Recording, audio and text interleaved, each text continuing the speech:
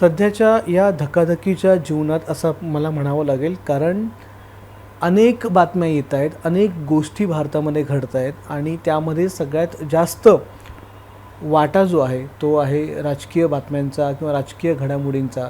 त्यानंतर क्राईम आहे, अशा अनेक गोष्टी घडत आहेत आणि त्यामध्ये आपण महत्त्वाच्या काही बातम्या किंवा महत्त्वाच्या काही गोष्टी ज्या आहेत त्या नजरअंदाज करतो आहे, त्यांच्याकडे दुर्लक्ष करतो आहे असं वाटू लागलं आहे. कारण भारताने अणुऊर्जा क्षेत्रामध्ये एक खूप मोठा टप्पा गाठला. 70 वर्षानंतर हा टप्पा गाठला गेला आणि त्या गोष्टीला म्हणावं तसं लोकांकडून असेल, भारतीय नागरिकांकडून असेल, भारतीय राजकारण्यांकडून असेल किंवा कोणाकडून असेल, हवं तसं त्याला ॲप्रिशिएट केलं गेलं नाही, त्याला हवी तशी प्रसिद्धी मिळाली नाही. आणि नेमकं हा टप्पा काय आहे, भारताने काय अचीव केलेलं आहे, हे आपण आज जाणून घेणार आहोत. त्याबरोबरच एक असे भारतीय अणुशास्त्रज्ञ ज्यांच्या नावाने आता एक अणुऊर्जेचं इंधन हे ओळखलं जाणार आहे, तर तेच शास्त्रज्ञ माझ्यासोबत आहेत. आपण सगळे त्यांना ओळखताच. डॉक्टर अनिल काकोडकर, ज्यांना पद्मविभूषण या पुरस्काराने देखील सन्मानित केले गेलेलं आहे. सर, तुमचं स्वागत आहे ABP माझामध्ये. सुरुवात जशी मी केली, भारताने एक खूप मोठा टप्पा गाठला आहे. स्वतः पंतप्रधान नरेंद्र मोदी यांनी त्याबद्दल ट्विट केलं होतं आणि भारताला त्याची माहिती करून दिली. पण हवं तसं जनसामान्यांपर्यंत कदाचित ते पोचलं नाही. तर हा जो टप्पा आहे त्या टप्प्याबद्दल काय सांगाल? भारताने असं म्हटलं गेलं की कल्पक्कम इथे जो आपला रिॲक्टर आहे, अणुप्रकल्प आहे, त्या अणुप्रकल्पामध्ये आपण क्रिटिकॅलिटी हासिल केली, क्रिटिकॅलिटीपर्यंत आपण पोचलेलो आहोत. तर हा टप्पा किती महत्त्वाचा आहे आणि या क्रिटिकॅलिटीपर्यंत पोचणं किती अवघड होतं? असं आहे की प्रत्येक राष्ट्राला जे राष्ट्र पुढे न्यायचं आहे, त्याचं अर्थकारण पुढे न्यायचं झालं, एकूणच विकास पुढे न्यायचं झालं, तर ऊर्जा ही अत्यंत महत्त्वाची गोष्ट आहे. ऊर्जा सुरक्षा हा मोठा कळीचा मुद्दा आहे. कारण आता आपण आखाती युद्धामध्ये पाहतोय की ऊर्जेची आपूर्ती, त्याच्यावर प्रश्नचिन्ह निर्माण झालं आहे आणि मग सगळीकडे पळापळ सुरू झालेली आहे. त्यामुळे ऊर्जा सुरक्षा आणि आपल्याला आवश्यक असणारी ऊर्जा मिळत राहणं सतत, हे अत्यंत आवश्यक झालेलं आहे. आणि या दृष्टीने जर भारतामध्ये आपली ऊर्जेची संसाधनं काय काय आहेत, त्याच्यामध्ये थोरियमचं स्थान खूप वर आहे. म्हणजे आखाती देश तेलामुळे ते खूप पुढे आले. अमेरिकेतसुद्धा शेल ऑइल, शेल गॅस आणि म्हणजे ऊर्जा संपन्न देश हे नेहमीच पुढे असतात.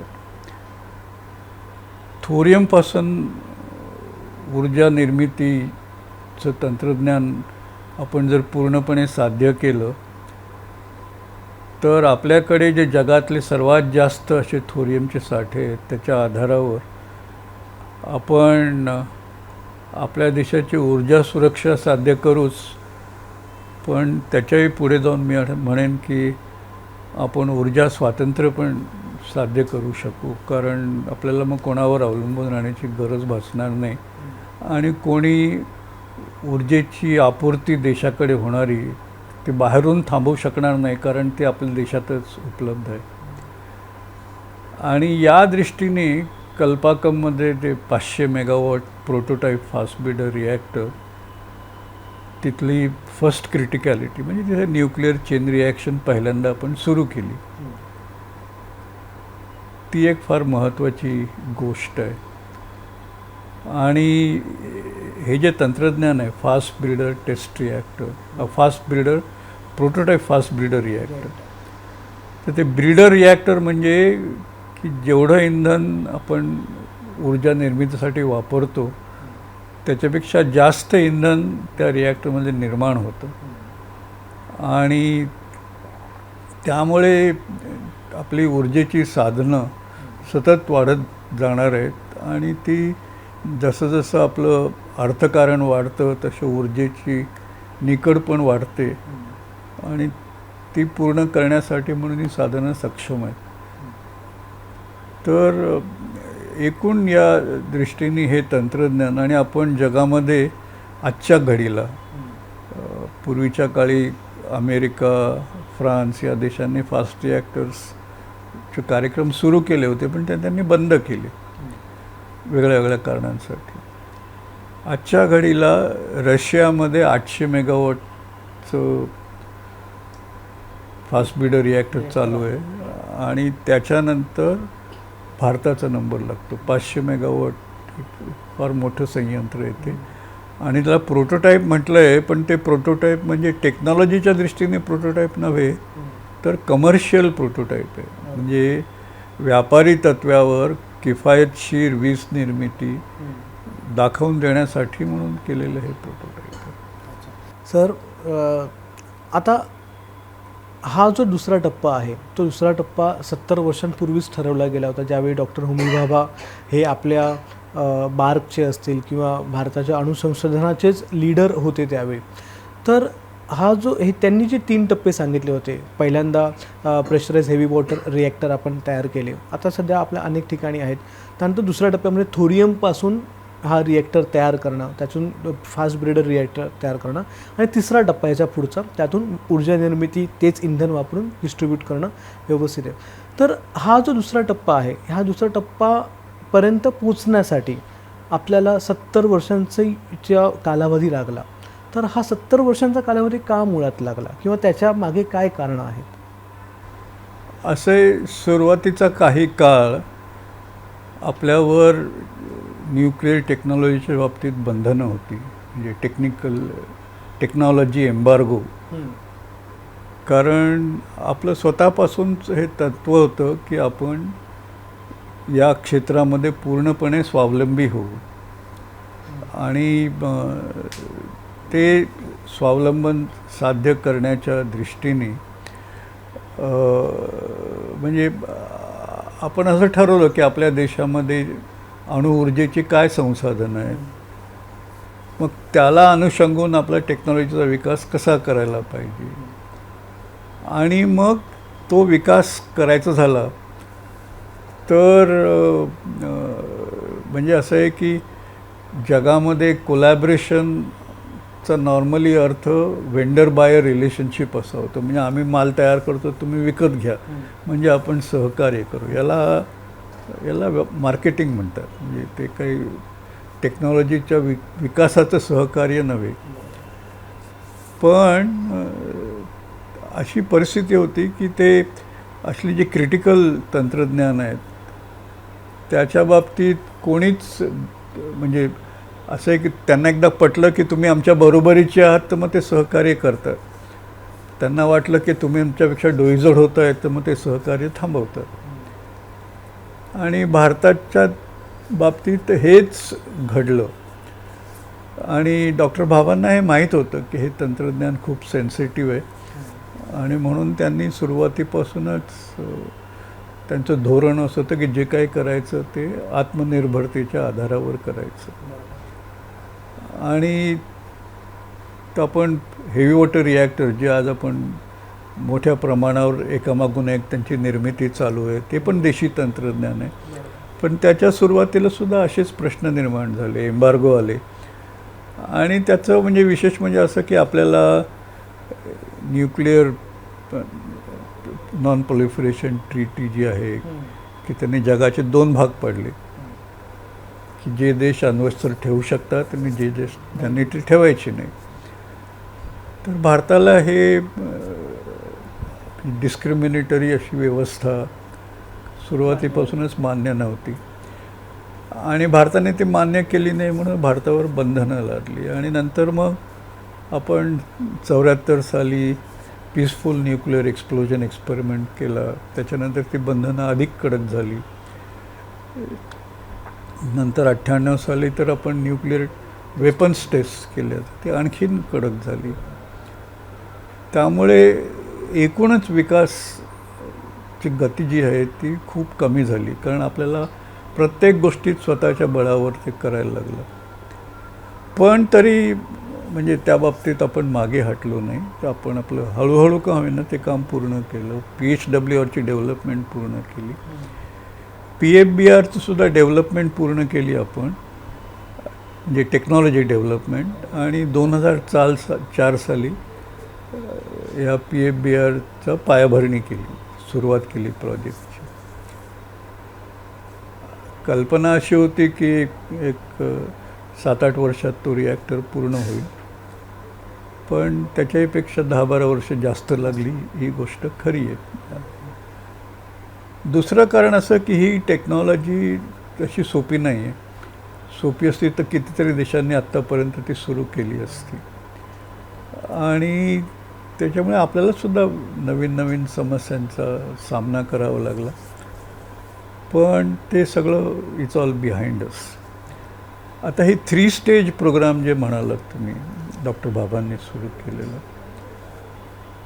त्याच्या मागची भूमिका अशी होती की भारतामध्ये युरेनियमची उपलब्धी खूप कमी आहे.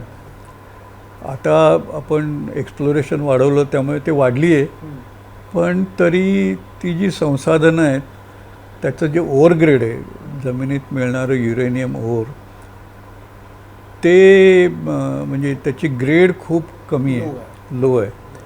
त्यामुळे आपण त्यातनं युरेनियम निर्माण केलं तर त्याची किंमत जागतिक बाजारातल्या युरेनियमपेक्षा खूप जास्त होते. आणि म्हणून म्हणजे आपल्याकडे आपण आपलं युरेनियम तयार करतो, कारण शेवटी न्यूक्लिअर प्रोग्राम ते युरेनियमपासूनच सुरू होतो. थोरियमपासून आपण डायरेक्टली ऊर्जा नाही करू शकत, पण युरेनियमचा उर्वरित भाग म्हणजे ज्याच्यातनं ऊर्जा निर्माण होत नाही तो म्हणजे युरेनियम 238 आणि थोरियम, हे दोन्ही रिॲक्टरमध्ये एका बाजूला युरेनियम 235 किंवा ज्या अणूचं विखंडन होतं, फिशन होतं, तिथनं ऊर्जा मिळते, पण त्याचबरोबर तिथनं जे न्यूट्रॉन्स निघतात त्याची याला आपण फर्टाईल भाग बनतो. थोरियम 232 म्हणा किंवा युरेनियम 238 म्हणा. तर त्या रिॲक्शनमधनं नवीन फिसाईल मटेरियल, नवीन अणु इंधन निर्माण होतं. युरेनियमपासून प्लुटोनियम बनतं, थोरियमपासून युरेनियमचा नवीन प्रकार युरेनियम 233 ते निर्माण होतं. तर डॉक्टर बाबांनी डिझाईन करताना सांगितलं की आपल्याकडे युरेनियम कमी आहे ना, तर सुरुवातीला युरेनियमवर आधारलेली रिॲक्टर्स बनवू, म्हणजे एक प्रेशराइज्ड हेवी वॉटर रिॲक्टर. आणि तेव्हाच्या अंदाजाप्रमाणे जे काही युरेनियम होतं त्याच्यातनं फक्त काही हजार मेगावॉट क्षमता आपण निर्माण करू शकलो असतो युरेनियमच्या रिॲक्टर्सच्या आधारावर. मग फास्ट ब्रीडर रिॲक्टर्स वापरून म्हणजे ऊर्जा निर्माण करायची, पण इंधनची उपलब्धी पण वाढायची. कारण त्यात ब्रीड होतं, फ्युएल ब्रीड होतं. त्यामुळे आणि जसं जसं इंधन वाढत जाईल तसं तसं नवीन फास्ट रिॲक्टर्स आपल्याला उभे करता येतील. आणि मग एका ठराविक स्टेजनंतर तिथे थोरियम वापरलं तर थोरियमपासून मग आपल्याला नवीन युरेनियम 233ची उपलब्धी होऊ शकेल. आणि मग युरेनियम 233 आणि थोरियम मुबलक प्रमाणात उपलब्ध झालं की मी आपण 3ऱ्या स्टेजची रिॲक्टर्स निर्माण केली. आणि त्याच्यामध्ये परत जेवढं आपण इंधन वापरतो तेव्हा जास्त इंधन तयार झालं तर आपण म्हणजे या क्षेत्रामध्ये स्वयंपूर्ण ऊर्जा होते, किंवा ज्याला आपण म्हणतो अक्षय ऊर्जा मिळवण्याची सोय निर्माण होऊ शकते. तर हा तो 3 स्टेजचा प्रोग्राम होता. आता त्याला वेळ लागला ही गोष्ट खरी आहे, पण तरी पण एक भारताच्या इतिहासातला हा एक महत्त्वाचा क्षण आहे असं मला वाटतं. कारण ही टेक्नॉलॉजी एकतर स्वदेशी आहे, दुसरं थोरियमच्या दृष्टीने खूप महत्त्वाची आहे, जसं मी सांगितलं तसं. त्यामुळे I think it's a historic moment. Everybody should be celebrating it. पण ज्यावेळी आपण न्यूक्लिअरच्या या सगळ्या प्रगतीकडे बघतो, भारताच्या अणुसंशोधनाच्या किंवा अणु ऊर्जेच्या दृष्टीने जितक्या प्रगती आपण करतोय, तर त्या दृष्टीने जर विचार केला, याच सेकंड स्टेजला पोचायला आपल्याला थोडासा उशीर झाला, मग थर्ड स्टेजला पोचण्यासाठी आपल्याला किती उशीर लागू शकतो किंवा थर्ड स्टेजपर्यंत आपण कधीपर्यंत पोचू शकतो? हा एक मुद्दा खूप महत्त्वाचा आहे. म्हणजे असं आहे की एका बाजूला आपण टेक्नॉलॉजीचा विकास करतो, पण दुसऱ्या बाजूला भारताची आर्थिक प्रगती झपाट्याने सुरू आहे आणि त्याचबरोबर मग ऊर्जेच्या गरजा पण झपाट्याने वाढतात आहे. आता आणि तिसरा मुद्दा याच्यामध्ये असा आहे की म्हणजे क्लायमेट चेंजचा जो ती समस्या निर्माण झालेली आहे, तर त्याच्यावर पण आपल्याला लक्ष देणं आवश्यक आहे. आणि याचाच अर्थ असा की कार्बन डायऑक्साईडचं उत्सर्जन जे आहे ते म्हणजे शून्यावर आणायला पाहिजे किंवा नेट झिरोवर आपल्याला आणायला पाहिजे. 2070चं उद्दिष्ट 2070चं आपलं ते उद्दिष्ट आहे. आता ते जर साध्य करायचं झालं तर मग फॉसिल फ्युएल म्हणजे कोळसा, तेल, गॅस, पेट्रोल, गॅस सध्या ही ऊर्जेची प्रमुख साधनं आहेत. तर त्याचा वापर कमी करत आणला पाहिजे. मग उरतं रिन्युएबल एनर्जी म्हणजे सोलार, विंड, बायो. तर याच्यामध्ये एक तर या साधनांचा आपण पुरेपूर वापर केलाच पाहिजे. जितकं पोटेन्शियल आहे तो संबंध आपण वापरायला पाहिजे.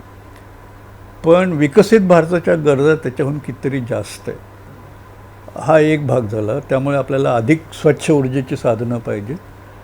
आणि दुसरं रिन्युएबल एनर्जी, विशेषतः सोलार आणि विंड, ही असं स्टेडी ऊर्जा निर्माण नाही करत, ते व्हेरिएबल रिन्युएबल एनर्जी आहे. आता तुम्ही व्हेरिएबल रिन्युएबल ऊर्जा केली तरी आपल्या घरात जी वीज येते त्याला रेग्युलेटेड व्होल्टेज, रेग्युलेटेड फ्रिक्वेन्सी असणं हे आवश्यक आहे. इलेक्ट्रिसिटी ॲक्टप्रमाणे ते बंधनकारक आहे. नाही तर धडाधड आपल्या घरचा फ्रीज, टी व्ही उडत जातील. आता ही व्हेरिएबल रिन्युएबल जर या ग्रीडमध्ये इंटिग्रेट करायची झाली तर मग ग्रीडवर आणखीन खूप खर्च करायला लागतो, विशेषतः स्टोरेजसाठी किंवा आणखीन पॉवर कंडिशनिंग किंवा असं. आणि हा खर्च म्हणजे ऊर्जा निर्मितीसाठी जो खर्च येतो त्याच्यापेक्षा तितकाच किंवा त्याच्यापेक्षा अधिक खर्च या मार्गाने अपेक्षित आहे. आणि हे जर टाळायचं असलं तर आपण ज्याला बेसलोड एनर्जी म्हणतो, म्हणजे असं थर्मल पॉवर प्लांटमध्ये आपल्याला बेसलोड एनर्जी म्हणजे आपण ठरवलं की आपल्याला इतक्या कपॅसिटीवर हा प्लांट चालायचा, ते कंटिन्युअसली 24 तास आपण चालवू शकतो. तर त्याचं प्रमाण एक ठराविक मिनिमम थ्रेशोल्डपेक्षा जास्त असणं आवश्यक आहे. तर असं जर बेसलोड आणि वेरचं कॉम्बिनेशन केलं तर मग आपल्याला सगळ्या प्रकारच्या ऊर्जा स्रोतांचा, स्वच्छ ऊर्जा स्रोतांचा उपयोग करता येईल. आणि ते बेसलोड क्लीन एनर्जी फॉर्ममध्ये बघायचं झालं तर ते न्यूक्लिअर आहे, दुसरं काहीच नाही आहे. त्यामुळे न्यूक्लिअरचं महत्त्व खूप वाढलं आहे. तर आता म्हणजे पूर्वी असं होतं की न्यूक्लिअर एनर्जी म्हणजे भविष्यातली एनर्जी असं सगळे लोक मानायचे, आम्ही पण मानत होतो. पण आता एकदम म्हणजे आता हे मी फार आधीपासून याच्यावर ओरडा करतो आहे, पण आता सगळ्यांना पटलेलं आहे. म्हणजे आता आपण न्यूक्लिअर एनर्जी मिशनच्या गोष्टी करतो. 100 गिगावॉट म्हणजे 100,000 मेगावॉट न्यूक्लिअर एनर्जी आपल्याला 2047पर्यंत त्याची निर्मिती क्षमता साध्य करणं आवश्यक आहे. आता एवढी ऊर्जा जर साध्य करायची झाली तर न्यूक्लिअर एनर्जीमध्ये झपाट्याने प्रगती करणं हे खूप आवश्यक आहे. तितके रिॲक्टर्स बनवणं. आणि सध्या आपलं हे काम सगळं युरेनियमवर आधारित आहे. आता आपल्याला जर युरेनियम किंवा अणुऊर्जेमध्ये ऊर्जा सुरक्षा साध्य करायची किंवा मगाशी म्हटलं तसं ऊर्जा स्वतंत्रता साध्य करायची झाली तर आपल्याला युरेनियमपासून थोरियमपर्यंत शक्य तितक्या लवकर ट्रान्झिशन केलं पाहिजे, कारण नाही तर केव्हा आपल्याला अडचण निर्माण होईल हे सांगता येत नाही. आणि जगामध्ये सुद्धा असं आहे की जेव्हा जगातल्या एकूण प्रोडक्शनच्या तुमची रिक्वायरमेंट 1% 0.5% असली तर काही फारसा फरक पडत नाही. पण जेव्हा तुमची रिक्वायरमेंट एक मेजर फ्रॅक्शन होते 8%, 10%, 15%, मग म्हणजे तेलाच्या बाबतीत आपलं तेच होतं आहे आणि ते युरेनियमच्या बाबतीत सुद्धा होऊ शकतं. आणि युरेनियममध्ये जिओपॉलिटिक्स आणखीन जास्त कितीतरी जास्त आहेत त्याला, म्हणून आपल्याला थोरियमकडे जाणं हे जास्त आवश्यक आहे. आता तुम्ही म्हणालात ते की फास्ट रिॲक्टरच्या माध्यमातून आपण केव्हापर्यंत जाऊ शकतो, तर त्याला अजून वेळ लागेल, कारण हे तंत्रज्ञान अजून मॅच्युअर व्हायला पाहिजे. दुसरं याच्यामध्ये आणखीन म्हणजे स्टेजेस आहेत या टेक्नॉलॉजीजमध्ये, कारण आपल्याला ब्रीडिंग अधिक गतीने व्हायला पाहिजे. त्यासाठी सध्याचं हे ऑक्साईड फील्ड आहे, मिक्स ऑक्साईड, मॉक्स फ्युएल म्हणतात त्याला. त्याच्याऐवजी आपल्याला मेटॅलिक फ्युएल वापरायला लागेल. त्याच्यानंतर त्याचं रिप्रोसेसिंग करण्याची टेक्नॉलॉजी विकसित करायला लागेल आणि हे सगळं मोठ्या प्रमाणात करायला लागेल. म्हणजे 50 गिगावॉट 100 गिगावॉट या स्केलवर, तर ते पोचेपर्यंत आपल्याला वेळ लागेल. माझ्या अंदाजाप्रमाणे 3-4 दशकं तरी लागू शकतील. आता मग आता हे मगाशी जे प्रॉब्लेम आहे त्याचं काय करायचं.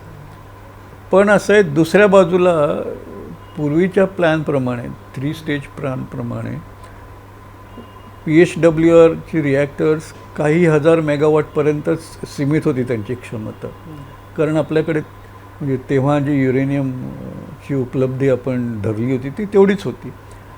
आता आपण परदेशातनं युरेनियम आयात करतो आहे. आपण सिव्हिल न्यूक्लिअर कोऑपरेशनची व्यवस्था केली, त्यामुळे आपल्याला मार्केट उघडं झालं. आणि मग आपण आता या 100 गिगावॉटचे जे मिशन आहे न्यूक्लिअर एनर्जी मिशन 2047पर्यंतचं, त्याच्यामधलं 50-60 गिगावॉट तरी ते हे PHWRचे असणार. आणि मग जसं आपण फास्ट रिॲक्टरमध्ये थोरियम टाकून युरेनियम 233ची निर्मिती करू शकतो, तसंच आपण PHWRमध्ये सुद्धा थोरियम टाकून त्याची निर्मिती करू शकतो. तर म्हणजे माझा असा विचार आहे आणि ते आता पुढे जात आहे त्याचा मला आनंद आहे की आपण या PHWR रिॲक्टर्समध्ये नॅचरल युरेनियम वापरतो. पण त्याच्याऐवजी जर आपण हेलू वापरलं, हाय असे लो एनरिच्ड युरेनियम, तर हेलू आणि थोरियम यांचं मिश्रण आणि बहुतांशी थोरियम, 80% वर थोरियम आणि उरलेलं थोडंसं 15 ते 20% हेलू, हे जर केलं, अर्थात ते हेलू आपल्याला इम्पोर्ट करायला लागेल, पण नॅचरल युरेनियमसुद्धा आपण इम्पोर्ट करतो. लो एनरिच्ड युरेनियम तारापूर 1-2 किंवा कुडनकुलमच्या रिॲक्टरसाठी आपण इम्पोर्ट करतो आहे आणि याची पण व्यवस्था करणं काही कठीण नाही. आणि आजकाल तर हेलू इज बिकमिंग पॉप्युलर. नवीन जे रिॲक्टर्स आहेत ना त्याच्यामध्ये बरेचसे रिॲक्टर्स ही हेलूवर आधारलेले आहेत. त्यामुळे तसं जर आपण केलं तर आपल्या युरेनियम 233ची निर्मिती हे आपण आत्तापासून सुरू करू शकू. आणि असं आहे की आता आपण म्हणतो जमिनीतून आपल्याला ऊर्जेची संसाधनं मिळतात, ती मिळतात म्हणजे प्रकृतीने ती संसाधनं गोळा केली आहे over A historic geological period of time period. त्यामुळे आपण जर न्यूक्लिअर रिॲक्टर्समध्ये थोरियमचं युरेनियम 233मध्ये रूपांतर, तर त्याला वेळ लागणार. ते पण तर ते आत्तापासून आपण सुरू करायला पाहिजे. आणि मग तसं करताना खर्च वाढेल का, तर गंमत अशी आहे की हेलू थोरियम हे रिॲक्टर PHWRमध्ये वापरलं तर खर्च वाढण्याच्याऐवजी कमी होतो. म्हणजे एक तर एकूण स्पेंड फ्युएल व्हॉल्यूम कमी होतो, नॅचरल युरेनियमचं थोडं सेविंग होतं आणि एकूण म्हणजे it becomes more accident tolerant, it becomes safer आणि इकॉनॉमिक्समध्ये सुद्धा improvement. So it's a win win situation. You make nuclear electricity more competitive, more safe.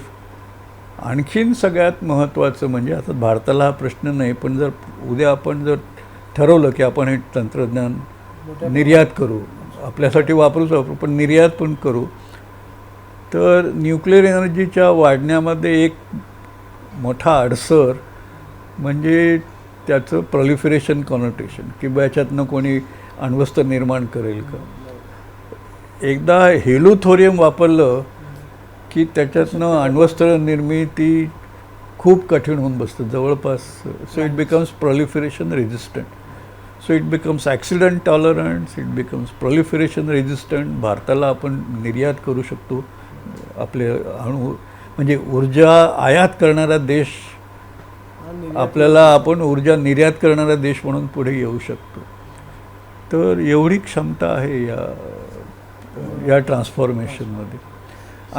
आणि याचा आणि म्हणजे हे केलं म्हणजे फास्ट ब्रीडरची आवश्यकता नाही असं काही नाही, कारण फास्ट रिॲक्टर्समध्ये जी ग्रोथ होते ती पण महत्त्वाची आहे. आणि काही की जग किंवा भारत 2047 किंवा 2070 साली थांबणाऱ्याचाच भाग नाही आहे. ऊर्जेच्या गरजा चालू राहणार. त्यामुळे ब्रीडर्स ही सतत खूप महत्त्वाची आहे. म्हणजे पण हा जो मध्यंतरीचा काळ आहे त्याच्यावर ऊर्जेच्या उपलब्धीच्या दृष्टीने किंवा उद्या जर बॅरियर्स निर्माण झाली तर त्याच्यावर मात करण्याच्या दृष्टीने मला वाटतं हा अत्यंत प्रभावी उपाय आहे. आणि त्याच्यामध्ये इकॉनॉमी आहे, म्हणजे त्यासाठी काही खर्च करतो ह्यात नाही, उलट त्याच्यातनं आपल्याला इकॉनॉमी साध्य करते. एबीपी माझा, उघडा डोळे बघा नीट.